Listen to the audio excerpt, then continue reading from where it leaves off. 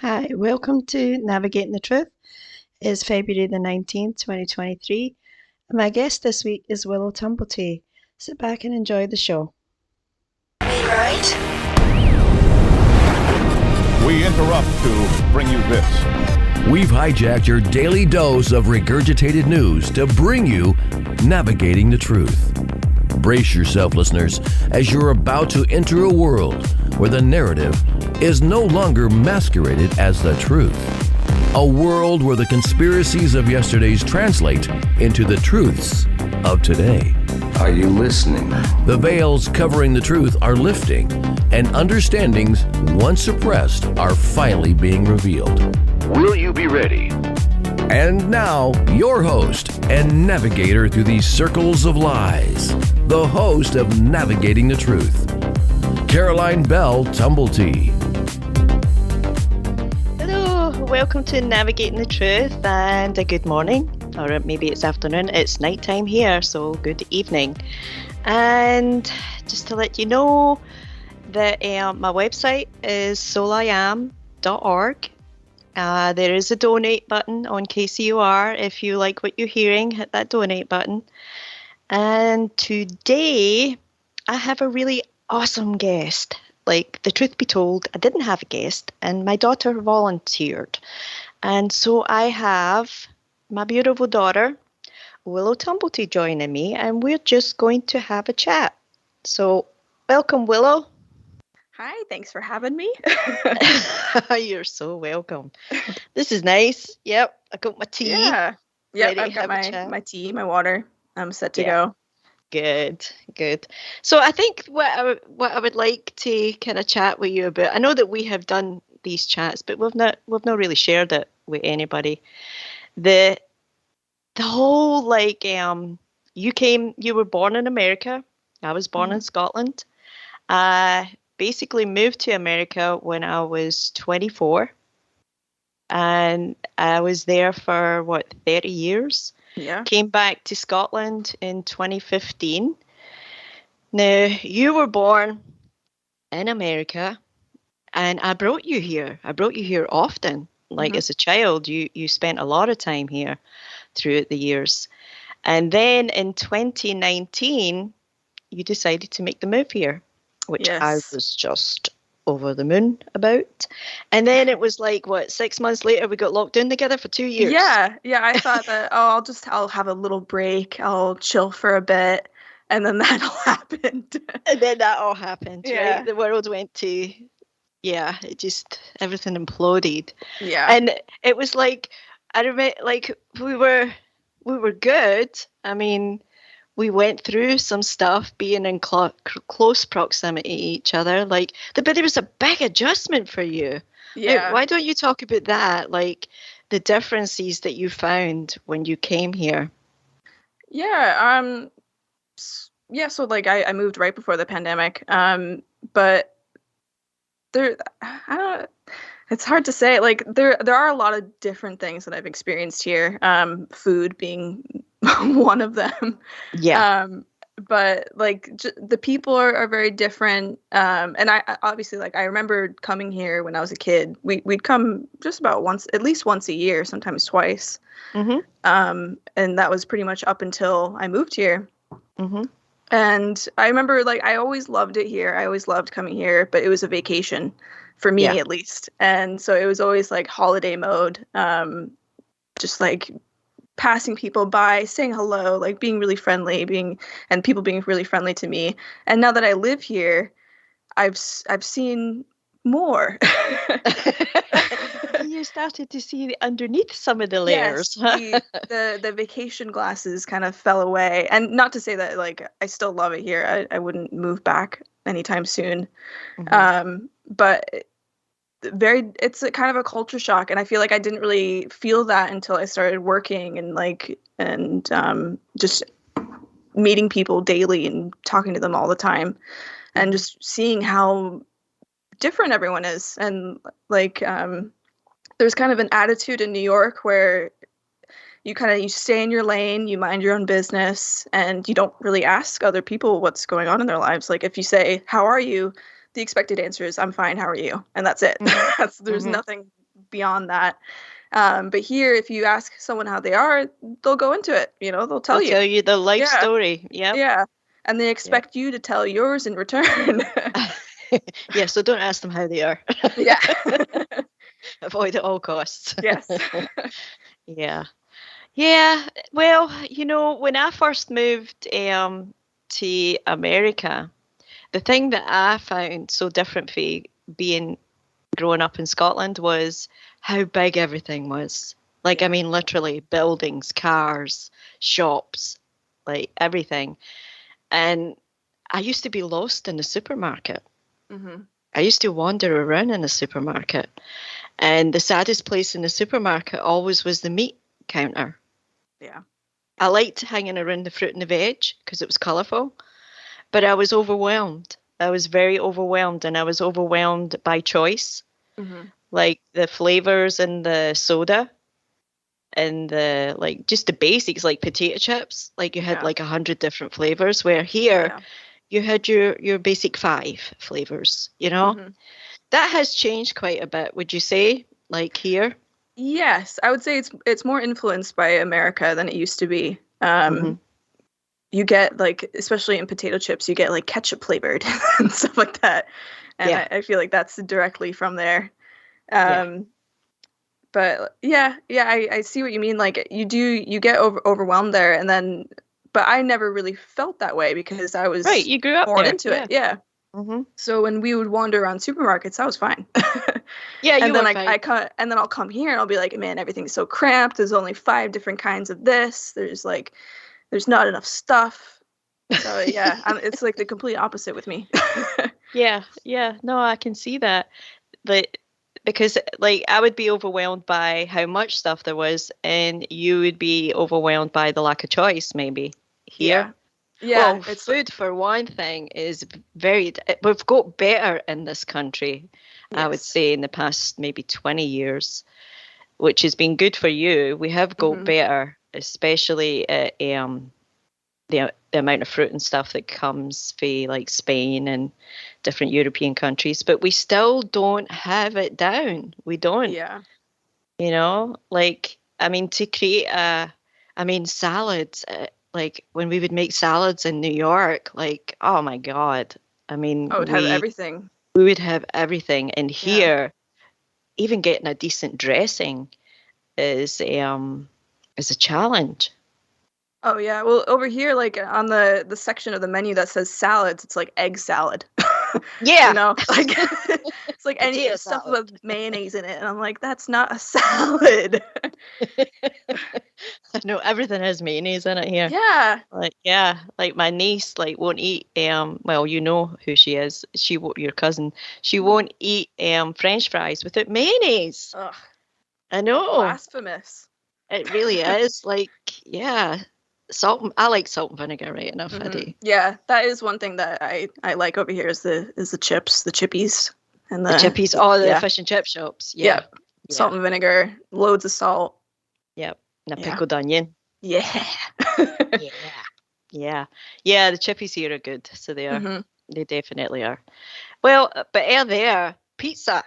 Oh yeah, It's funny. Like one of the best pizzas I've had over here was frozen. And I think that says more about the level of pizza here than it does about anything else. That like, because even if you had like a mediocre piece of pizza in New York, it was still a good piece of pizza. Oh yeah. But here you can have a really bad pizza. Oh yeah, easily. Mm-hmm. Yeah. I mean, in Glasgow, there's a vending machine, and you can get a pizza from it. Have you done it? No, I'm dying to try it just for science, but for science, I know it's not going to be good. So you're allowing yourself to become part of an experiment, huh? Of course.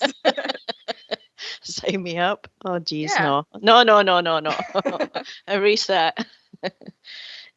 What about now you've been driving for you were 16. Like I remember taking you out, and then you took all your lessons and you passed your test. I think you passed your test by 17. Yeah. Yeah. So you literally had been driving for maybe 12 years before you came here? At least, yeah. At least. And now I haven't driven in almost 3 years, over 3 years now.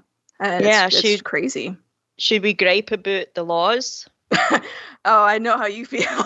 I mean, I feel like that too, because like now my license is expired, so I need to take the test. Otherwise, I have no route to it, and it's just like it's so bonkers because I've driven for 12 years. You drove for longer than that.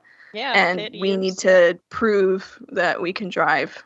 Well, what really gets me, like the really insane part is that when I first came here, like they have a law in the motor vehicle that says if you carry a US driver's license, you can drive here for 12 months. Mm-hmm. And the insurance that I had to get was a little elevated, but it wasn't too ridiculous. So after the 12 months, they basically won't let you drive and they want you to take a test. Yeah. And I'm like, you want me to prove that I can drive when I just drove for 12 months? I know. You had no problem trusting me that past year. Yeah, and taking the premium for the insurance. Yeah. But now you want me. And yeah, it infuriates me. And a lot of like when I would go back and forth with the Department of Motor Vehicle, they would give me, well, they drive on the other side of the road. And I'm like, well, so do Italians. And yet you don't have a problem taking their driver's license and giving them a British one. What is it about the American? And it's not so much that they think that Americans are bad drivers, hence they let you drive for 12 months. Mm-hmm. It's about money. It's not about anything else. Yeah, just follow the money. It's about money. And if they can, and it might be set up in such a way that it's to accommodate people on business. Mm-hmm. More than somebody who is living here. Like that's kind of been my consensus here. But every time I think about it, it just makes me mad. And I get more and more stubborn, but I get older and older. And I wouldn't mind having a car. Yeah, I do. I miss driving. But it's also, driving is not the same over here. You can't just go for a drive. No. It's not fun over here. It's no fun, no. You can go for a drive over there and just drive in a straight line, basically, for hours. But here, it's you run into at least 8,000 roundabouts. Yeah. Yeah. What do you think of the roundabouts? I don't like them. I think they're useless. I think they're just... It's like an unnecessary extra step for no reason. Yeah. Well, just if you want to confuse now... Yeah. Well, for the I think it has to do with the size of the place for one, and they don't have a lot of room to work with. Yeah, because most of the buildings that have been built were built, some of them hundreds and hundreds of years ago. Right. Some of them, like the one we live in, is over 100 years old. It's maybe 120 years old. So all these buildings were here when they were still kind of going around in buggy and cart. And the roads were never really wide enough. And they kind of they did just bulldoze houses. But you know what I mean? Like the whole infrastructure has kind of been built around a different system. Yeah. Cars came in later, Yeah, and they're always much smaller too. Like we see so many two-door cars over here, and I feel like that really phased out over there a long time ago. Yeah. I only felt when I actually came here, the car that I purchased was a Volvo station wagon. So the biggest car you can get. It was a massive car. And because I wanted to feel safe on the road, with all these little zippy cars going around me. I was like, no, I'll be a tank on the road, Oh, yeah. Yeah. And it didn't take any time for me to adjust to the other side of the road. Yeah, no, I was talking to my boyfriend about that. Like, the thing I feel like I would have a trouble with would be like parking. Like pulling in a different side would be a little bit.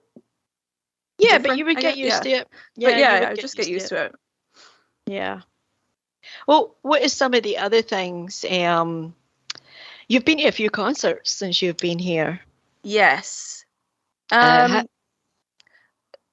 they are different, but they're not like crazy different. The only thing was like the venues are obviously smaller here. Like it's very different from Madison Square Garden or like a stadium. But like it's still the same vibe, still the same culture. People look out for each other. People, you're dancing around like in everyone's space, and it's all like it's a good time. Yeah. What was it you went to see recently? Weird Al? Yeah, we just saw Weird Al this was my third time seeing him. Yeah. I've always loved him. It was one of the first CDs I remember listening to was Poodle Hat, and I never looked back. Poodle Hat. I remember you playing his music like as a teenager. I remember you loved him. Well, he can actually sing. Well, that's the thing. Like he's an amazing performer. Yeah. Yeah, but his lyrics are like off the charts. Oh, they're so good. He's so funny. Yeah. I'm glad you had a good time at that. Yeah. So I have to ask you this as well. Like, I know that there are cultural differences between Scotland and America. What would you say about the dating scene? How was that? Pretty much the same. Duds across on either the board. Oh man. No, it's not. No, it was pretty similar. Like, I guess like my taste will always change. So the guys that I was dating was always different. I don't think I ever dated two that were alike. Yeah. I don't recall you ever dating anybody that has been the same as the one before. Oh yeah, no. Yeah, no, never. But we were talking before we came live, and we were saying like, there's good and bad in everything, isn't there? Oh yeah. Yeah, there's rats amongst the male population. Yeah. As well as the female. So, that's the thing. Yeah, it's across the board. The in between. It's everything. Yeah, it is. It's right across the board. I had a lecturer in college, ex-policeman, and I always remember something he said. And it was basically, he said, "Is there an evil gene?" And I remember thinking to myself, well, we better figure that out. Yeah. We better figure that out. And if it's like all the other genes that they tell you switch on and off, we better find out how to switch that one off. But maybe that's a simplification of a much, much bigger problem. Yeah, like, I mean, when you think about that, it's like, have there been like evil babies then? Right? Oh no. Like, we have heard of like, there's like been, bad kids, obviously, but is it evil? Or like, and you never know where it comes from either. Right. Like a lot of times they will say that, the whole thing about serial killers is they will say, oh, he was quiet, or she was quiet. Yeah. Didn't seem the type. Very polite, didn't seem a type. So, and I also, when I was in college, there was another student in college who had actually interviewed a couple of the serial killers that were in prison. Mm-hmm. I don't know, I can't remember which one it was. I think it was Sutcliffe he interviewed. And basically, the answer, like when he was saying, like, why did you do this? Like, why are you, like, the psychological questions that he probably had prepared for them.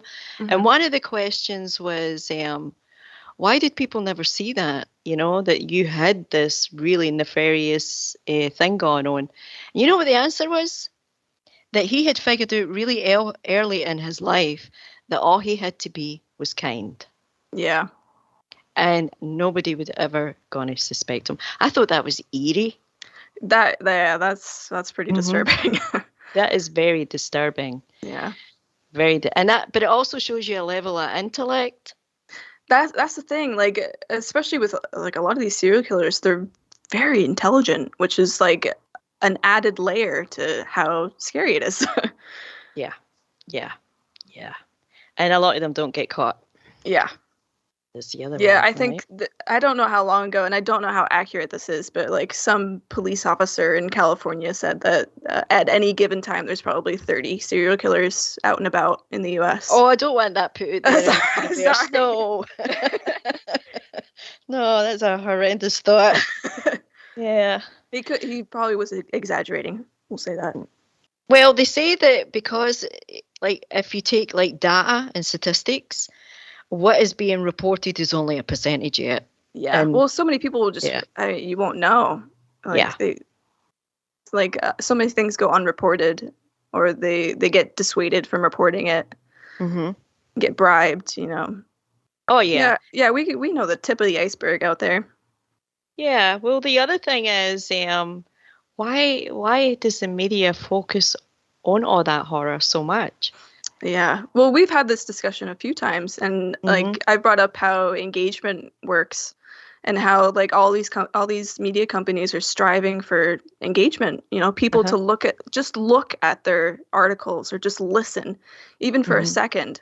That's all they care about, and so they will come out with the most incendiary, most like volatile thing that people aren't really thinking, but like they might have pinpointed one person on Twitter that said something outrageous, and they'll say, this group of people think so and so, and it's like, that's not the case. Yeah. But it just encourages people to read these articles and to comment on them, to share them. It's like a game. It's like a psyop. Yeah. Yeah, psychological, like what would you call it? What is it? Psychological war? It's like warfare. Yeah, it's like warfare.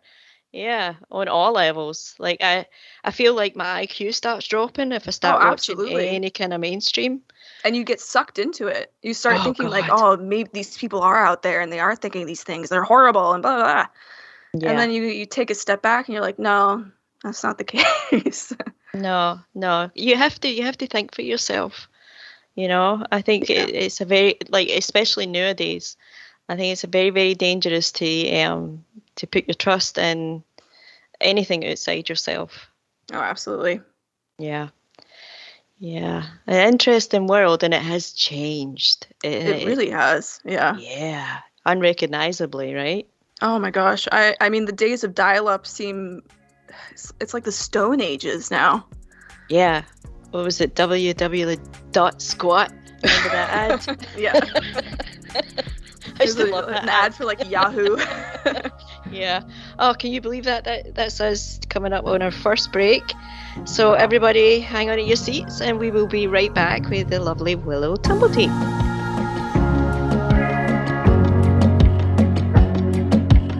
You're listening to Navigating the Truth with Caroline Bell Tumblety, where the truth survives and the lies are exposed. I just want to assure you that everything is under control. There's been no damage except for some temporary malfunction of the radio.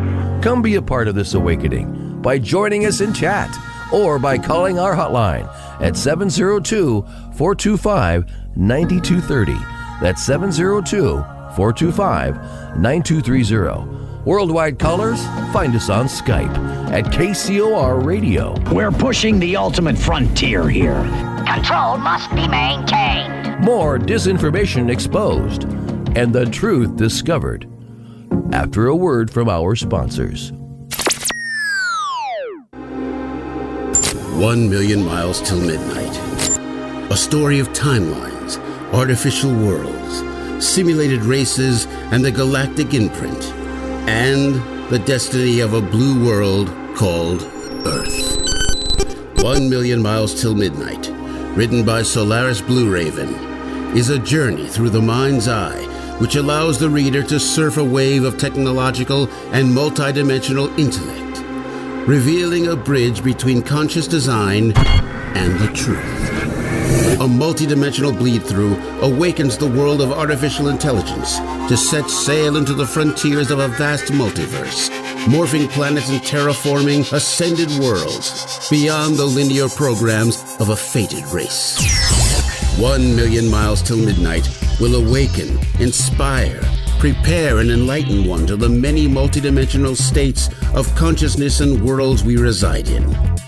With every cell and atom, we are this truth and multiverse. 1 Million Miles Till Midnight. Written by Solaris Blue Raven. Available now at Amazon.com. Don't wait. Get your copy today. 1, 2, 3, 4! To the KCOR Digital Radio Network. I love the way it sounds. Love the music. I listen all day. The future of radio is here and now. Alien Deceptions, a suspenseful sci-fi romance thriller by Tina Marie, featuring the tantalizing Erica Jones and the mysterious Russell Hamilton. An out-of-this-world book of fiction based on years of document facts and files the government does not want you to know about, at least not yet. Alien Deceptions by Tina Marie. Available now at Amazon.com or get a signed copy at TinaMarieEntertainment.com. Get your copy now. Change your frequency, change your life with the Lemurian Plug. The Lemurian Plug is easy to control, simple to set up, and wireless. It helps to neutralize toxins and has restorative frequencies for healing. It also helps to protect you and your family from EMFs. The Lemurian Plug is energy efficient and designed using ancient technology for a superior design. One unit can cover up to 1,000 square feet. This life-changing product is reasonably priced. And isn't your family's health worth a small investment? For more information on the miraculous effects of this plug or to purchase the Lemurian Plug, visit thelemurianplug.com. That's thelemurianplug.com. The Lemurian Plug is like nothing you've ever experienced. Order yours today.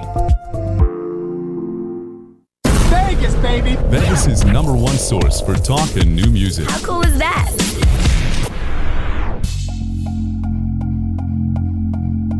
Going live in 3, 2, 1. Welcome back to Navigating the Truth, the one show that peels back the masks of the elite and exposes the truth we're not being told.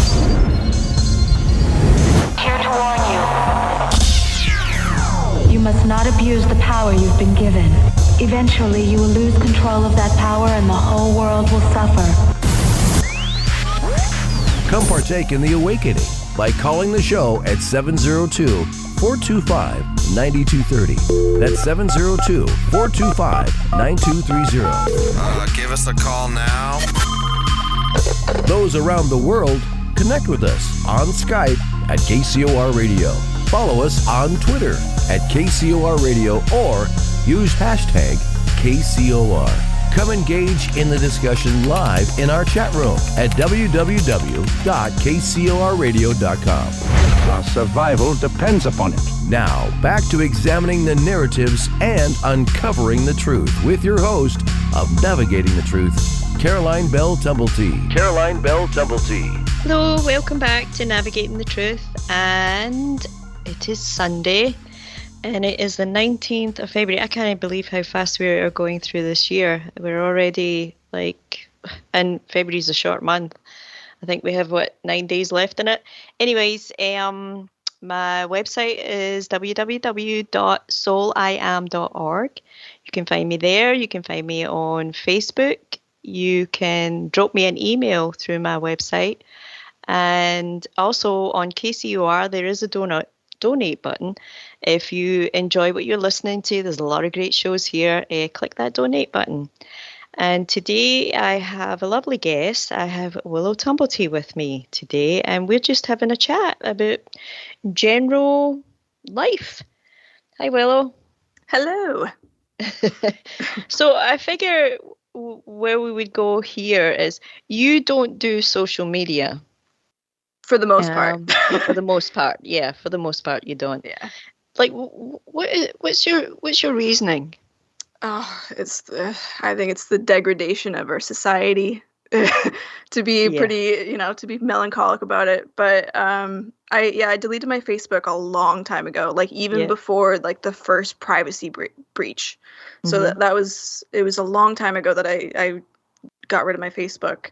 And then it was a New Year's resolution 2 years ago, I think, or to get rid of my Instagram. Yeah. So I did that. Haven't looked back. And the only one I have, which is, I know it's the worst one, is TikTok. Oh no. I know it's terrible for me. I know it is. I know they're spying on everything I do, but I'm not really doing anything important. You just look for the funny videos. Yeah, I look for the funny animals and people being funny, and yeah, that's. Yeah, I don't like it. I know. I don't look at it at all. I don't like any of it, Dave. But I feel that to be in business, or like to actually, if you depend on the public, like kind of like supporting your work and stuff, yeah, I think you have to do it. It's a necessary evil for a lot of people these days. Like through my work, I would have to do some of the Facebook pages, and it's exhausting because that it's like you're always chasing like people to interact with you, to see your page. You're always chasing it, and it's just like it's such a drain. I can't stand it. It's a drain, yeah. But I even remember like being kind of really weirded out by it if nobody liked my post or something. Oh yeah, that's part of the reason why I got rid of my Instagram, was because I was attaching too much self-worth to who was liking my posts, who was looking at it, how many followers I had. I think at one point I even bought followers just so people would think, just so people would think that I had more people following me than what I did. Like that's how that it gets into your brain, and it's just like it's like a worm in there, and it just really wrecks everything. It wrecks your self-esteem, your confidence, who you are. You begin to lose who you are. Like I've even came across articles that have talked about selfies, that people don't recognize themselves because of all the filters and stuff that they have been using on the pictures. So when they see themselves in a mirror, they scare themselves. Yeah. Oh, it's horrible. And I mean, you're seeing like 0.0001% into someone's life, and they're cherry picking the best parts of that life, so you never see what's actually going on behind the scenes. It's all a lie. So if you're like if you're comparing yourself to these pictures that are not real, it's always going to mess with you. And I mean, so many relationships have fallen apart because you're not doing what this influencer is doing, so therefore you don't care about me, and it's really just tearing us apart. Oh yeah, how many people break up on Facebook? I remember when you were a teenager, like that would be what all your schoolmates were doing. It would come to the top of the page. It would be like, so and so is single. It's like, why do we care? Right? Oh, I remember having a meltdown in college, and it was like when I think back on it, I was kind of harsh. It was actually two of the other students and myself. We were sitting having lunch, and they kept talking about carpets and curtains and 3-piece suites and how everything was matching and the paint color and the paint scheme. And I just stood up and I went, I do not. Thank you for listening to Navigating the Truth, and my guest today was Willow Tumblety. If you would like to hear the rest of the show, please go to kcrradio.com, and the archive there is free. Thank you.